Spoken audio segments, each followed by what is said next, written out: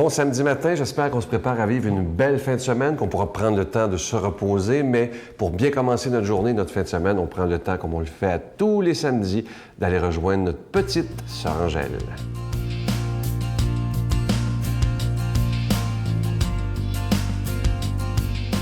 Bonjour, bonne journée. Encore aujourd'hui, c'est samedi. Et j'ai pensé à quelque chose et je voulais vraiment partager avec vous ça. C'est que, vous savez, souvent, quand vous avez quelque chose à demander à votre père, par qui vous passez? Hein? Passez par votre mère. Quand lui dit non, vous allez voir maman. Et maman, elle vous dit oui.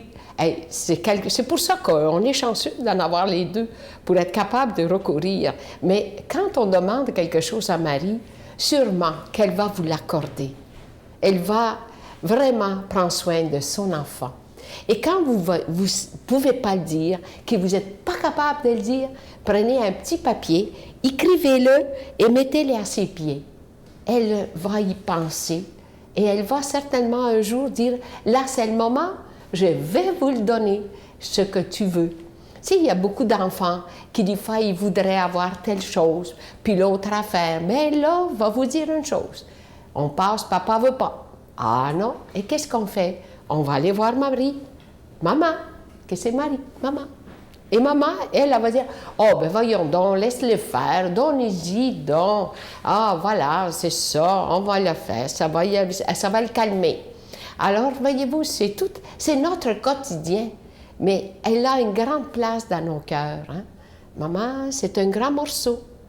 Parce que quand on le perd, on pense qu'on vieillit, on devient adulte. Parce que c'est la chose qui est la plus importante pour nous. Mais on regarde aussi, souvent, quand on parle même de l'Eucharistie, quand on s'en va à la messe et on a la communion, c'est important. Parce que la communion, c'est la vie. On s'est dit, qu'est-ce que ça fait? C'est une chose qu'on donne à chacun, qui qu'il soit, riche, pauvre, n'importe qui. Et c'est ça, la vie, le pain de vie.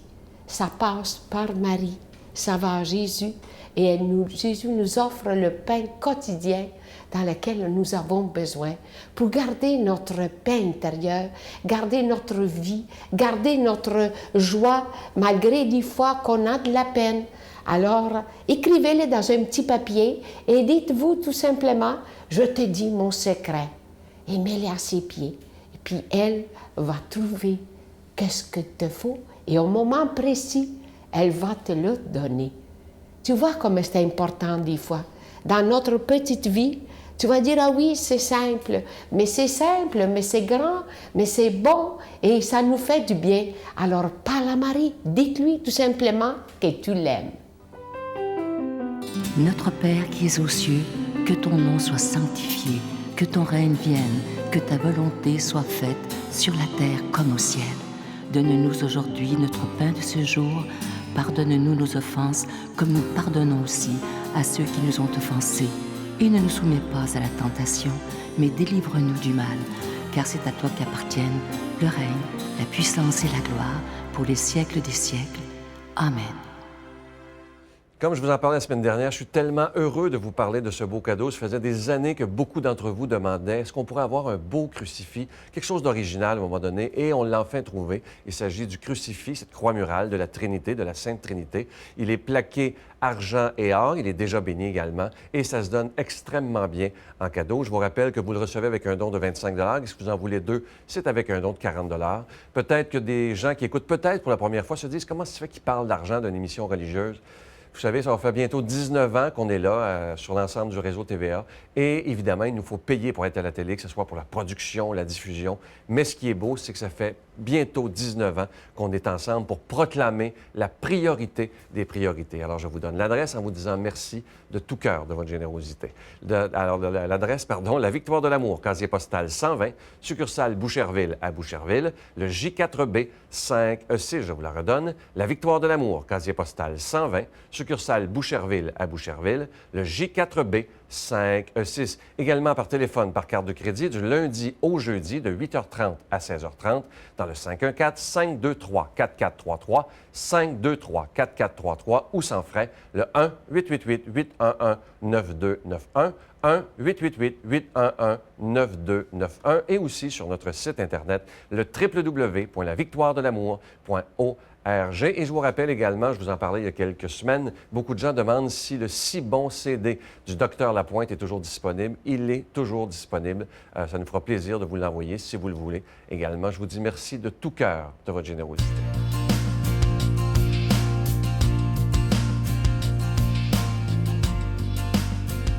Mon Dieu, donnez-moi la sérénité d'accepter les choses que je ne peux changer, le courage de changer les choses que je peux et la sagesse d'en connaître la différence. Amen. Aujourd'hui, pour la proclamation de la parole de Dieu, on s'en va rejoindre notre ami Luc Faneuf.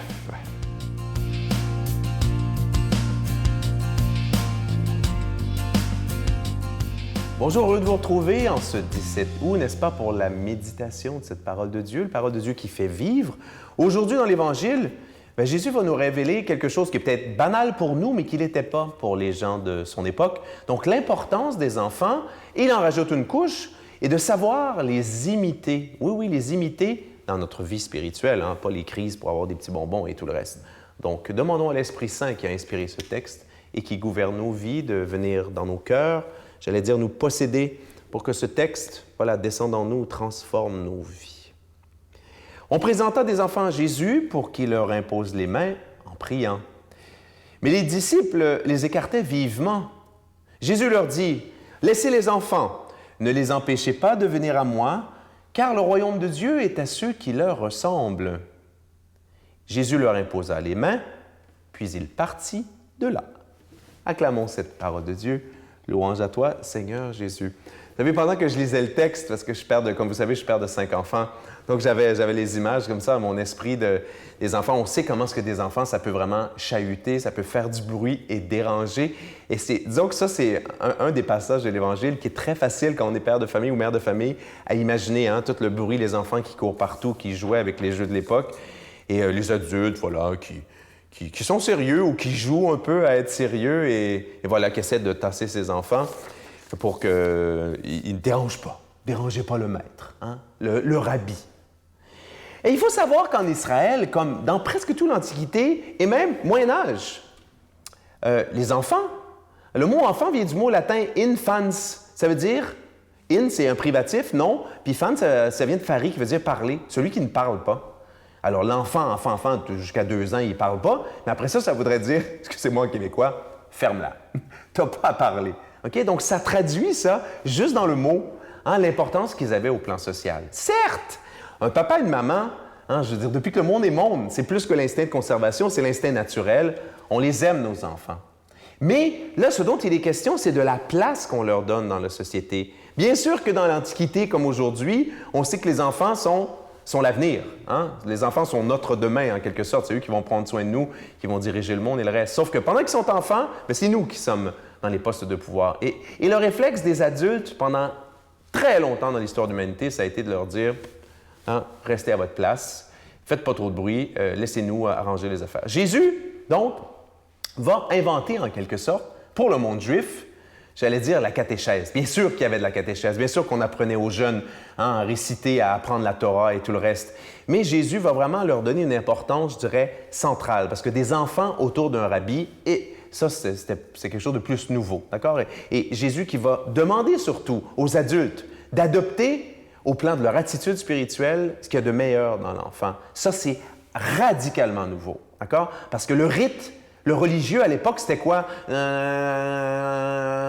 Des mots, réciter des formules. Ah oui, un couteau, on tranche le cou, les sacrifices. Ah, ça doit donc faire plaisir à Dieu, ça, trancher le cou des animaux, n'est-ce pas? Et faire gicler le sang, puis des paroles. Non! Jésus va. Le royaume de Dieu est à ceux qui leur ressemblent. D'accord? Donc, c'est quoi cette bonne attitude spirituelle? Bien, finalement, elle se rattache au message central sur Dieu que Jésus de Nazareth a voulu transmettre. Et ce message, quel est-il? Pensez à la prière, la seule prière qui nous est apprise. Et son premier mot, en araméen, Abba. Père, papa. Même pas père, le père du 19e siècle, là. Père, que je crains. Non, non, Abba, papa. Mais conséquemment, c'est le premier mot de la prière la plus importante de Jésus et que Jésus enseigne à ses disciples, c'est papa. Parler à Dieu comme ça.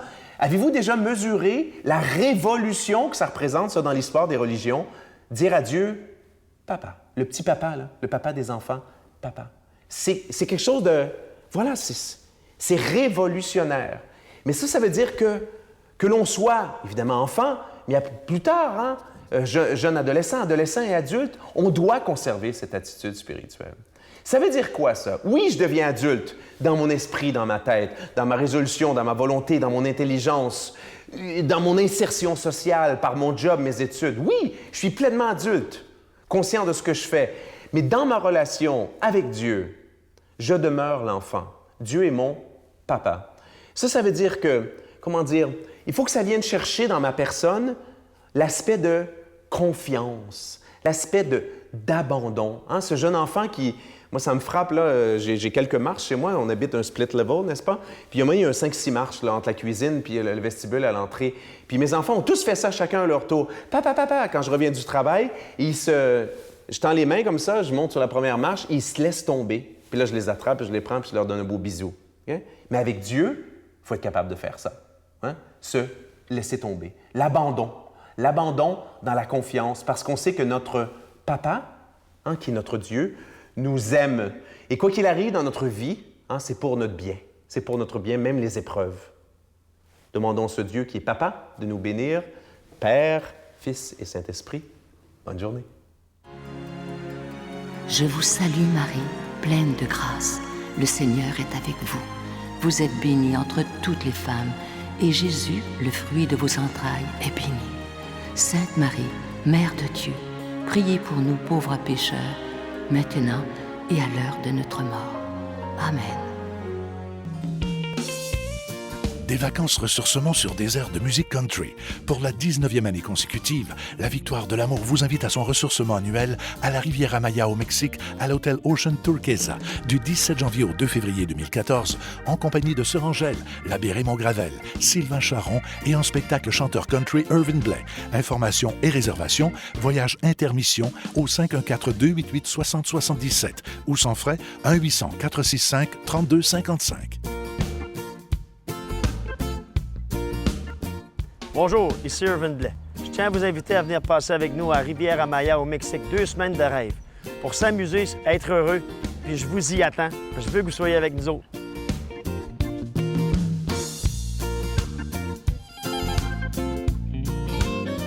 Je vais vous laisser avec une belle pensée du pape François ce matin qui dit ceci. Seigneur, donne-nous, c'est beau, Seigneur, donne-nous la grâce de pleurer sur notre indifférence, sur la cruauté qu'il y a dans le monde et en nous.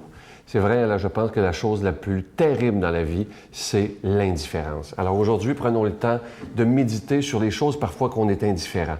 C'est la chose qui peut tuer le plus. Gilbert Bécaud a fait une chanson magnifique là-dessus, l'indifférence. Alors demandons au Seigneur qu'on ne soit jamais indifférent à la souffrance de l'autre, à la personne à côté de moi qui a besoin d'aide, qui a besoin d'un coup de main, qui a besoin d'un sourire.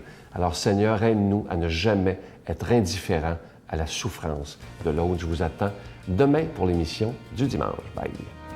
Beaucoup de gens souvent me l'ont dit. Ma mère à moi, elle est au paradis. Si je pouvais pour un instant. La Victoire de l'Amour remercie de tout cœur les Résidences Soleil de leur accueil si chaleureux.